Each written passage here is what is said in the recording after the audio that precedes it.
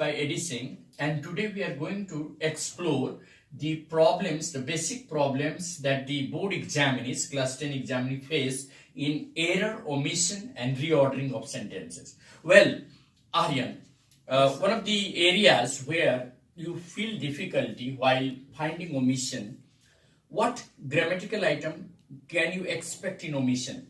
First. So first is auxiliary. Auxiliaries, yes. Second, Prasant, Ritik. Sir, second, sir. Preposition.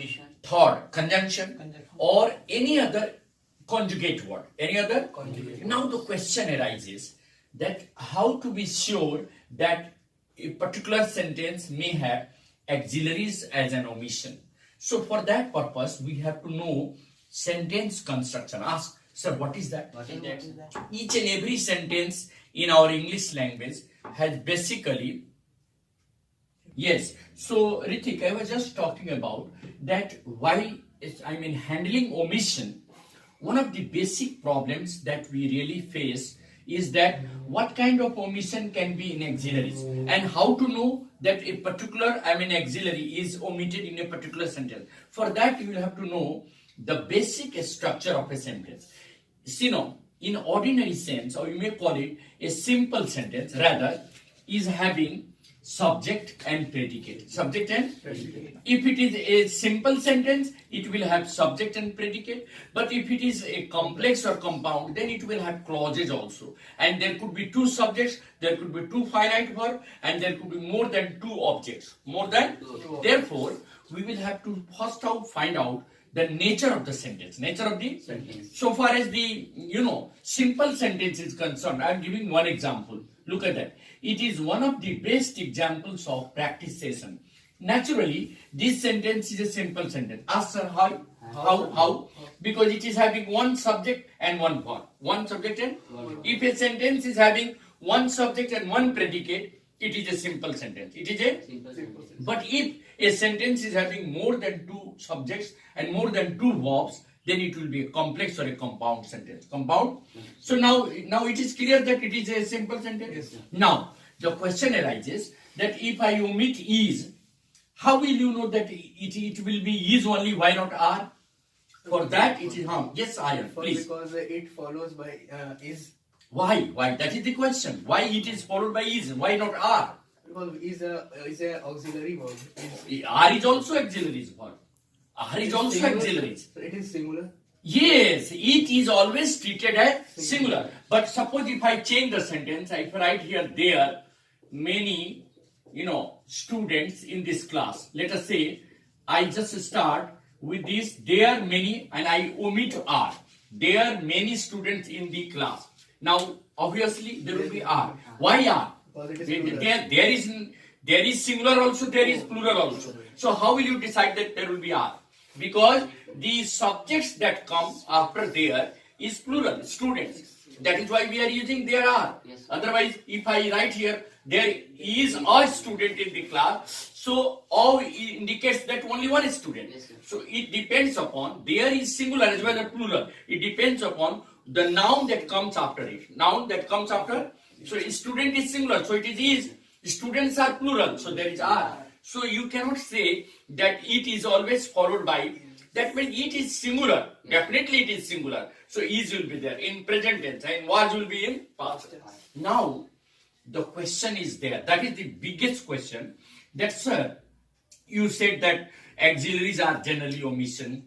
But if the sentence is in passive form, what will be the omission? Ask. This will be the omission. In active form it is okay. If it is present tense, it will be is, it will be are, it will be has or have. But if it is past tense and had, but if it is passive form, what will be the omission?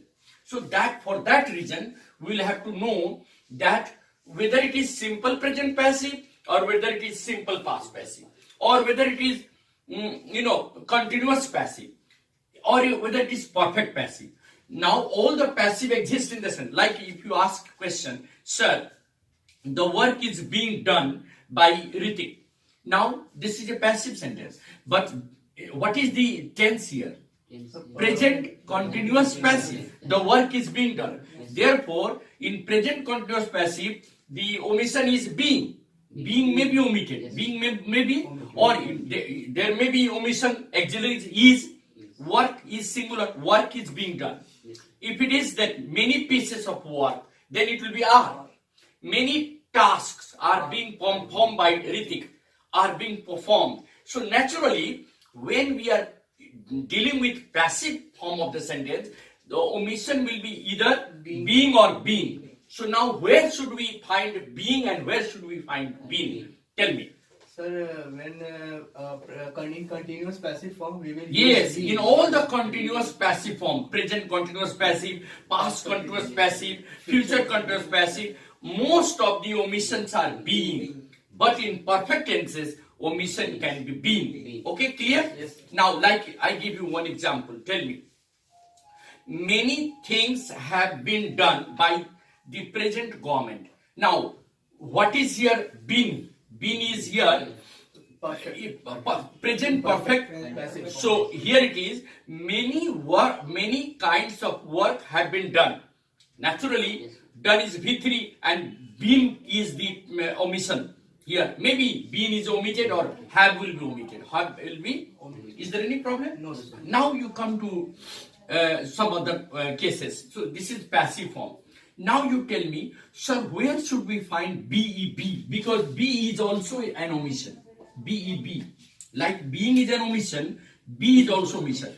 How shall we know that a particular sentence may be having BEB as an omission? Tell me. How? Yes, generally in future tense, whether it is in active form or passive form, B is used, BE is used. Like the work will be done, passive form. So in simple future passive, BEB will be omission. Okay. The children will be taught. B is in passive form. So like that, in continuous form, being is there. In perfect form, being is there. In the same way, simple future tense, B is the omission. B is the omission. Clear? Yes. Now come to the prepositional omission. How shall we know what preposition is missing in what kind of sentence? How shall we know? How shall we know? Yes, particular kind of preposition is used with a particular word. They are known as words followed by preposition. Words followed by preposition. Let us see some of the example. Like persist in. You know, now look at that. My teacher insists us on practice of all the lessons. Insist on, resist from, away from, incline to, yield to, attention to. So in order to mastery over prepositional error, we'll have to learn certain practical words followed by preposition. Like generally you say, you are proud of being an Indian. Proud of, fond of. Like that. Similarly, preside over. The Prime Minister presided over the joint session of the Parliament. Preside over.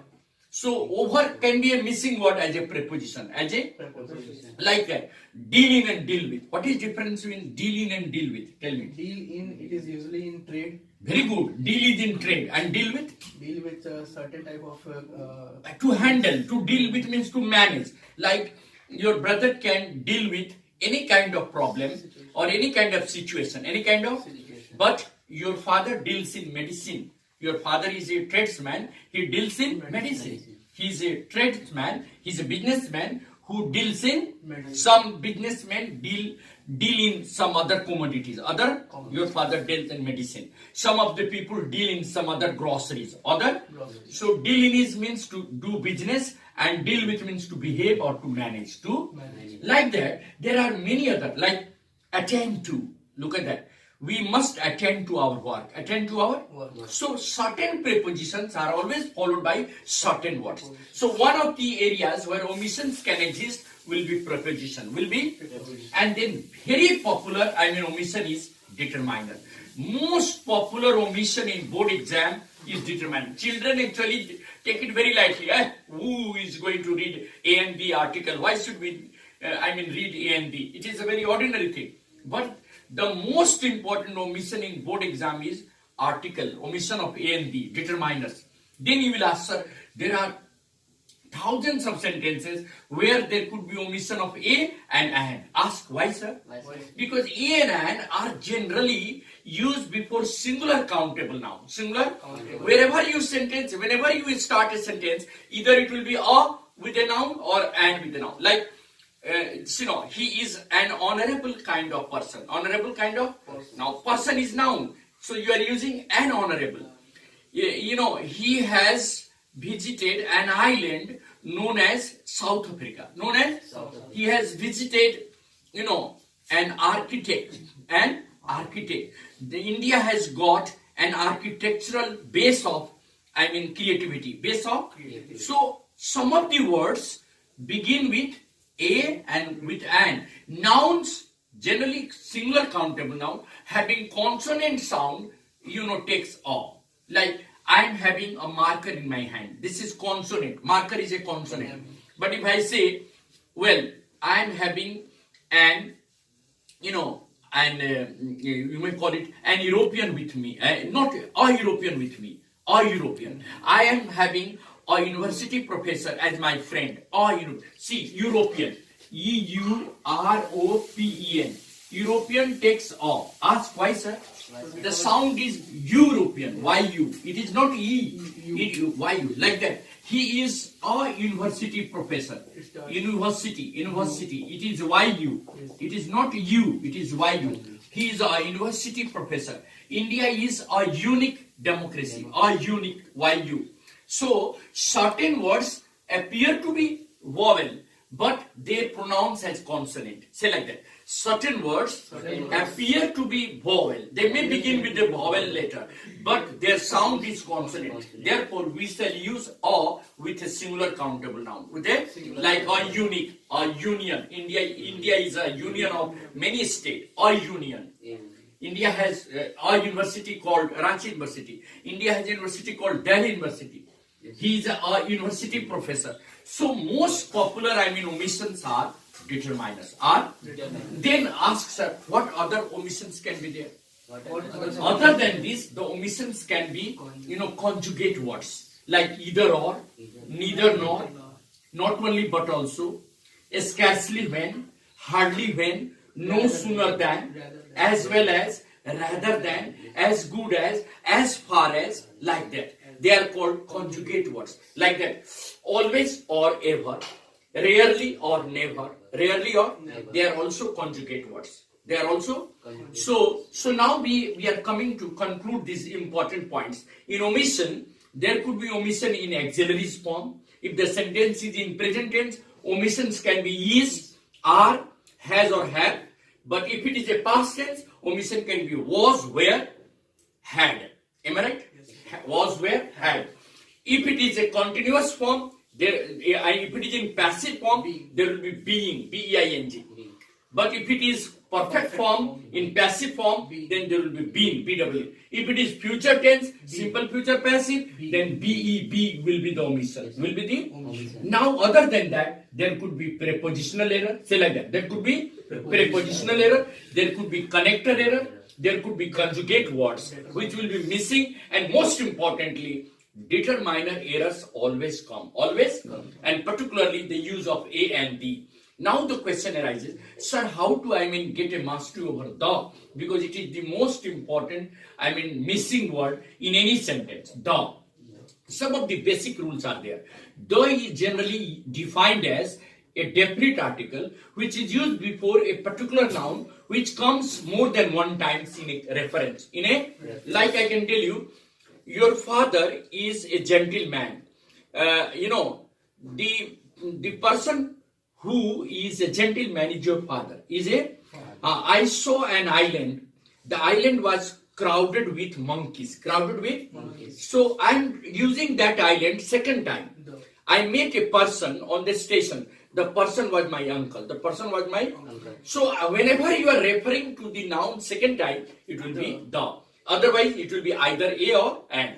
Then, the is generally used before the name of newspaper, magazines, or important books like the Discovery of India, the Panchtantra, the Kalidasa, like that. You may call it, that Shakespeare is or you may call it that Kalidasa is the Shakespeare of India. You are referring to one equivalent, adjective for another. Like Kalidasa is being considered the Shakespeare of India. So you can say Kalidasa is the Shakespeare of India. Kashmir is the Switzerland of India. You are referring to that. Like that, the can be used. The can be also used with superlative degree. Like this is the most beautiful place in the world. This is the cheapest, commodity in the market. The cheapest. This is the fastest runner of the race. Okay? India is the, largest or largely populated. India is the one of the largest populated countries in the world. Countries In the world. That means superlative degree also is preceded by the. Preceded by like that. There are many other cases we will discuss in details A and B in the next class. So now we are coming to conclude. Tell me, in omissions there could be omission in the form of auxiliaries. There could be omission in the form of prepositions. There could be omission in the form of conjunctions. There could be omission in the form of determiners, and the omissions can be conjugate words. And thus we conclude today's lessons that popular omissions are auxiliaries. Say like that. Popular omissions are auxiliaries, prepositions, conjunctions, and some conjugate words other than determiners. Thank you very much. So we conclude by this today in the first part of the omission. We will continue it particularly and specifically about determiners next class. Thank you very much.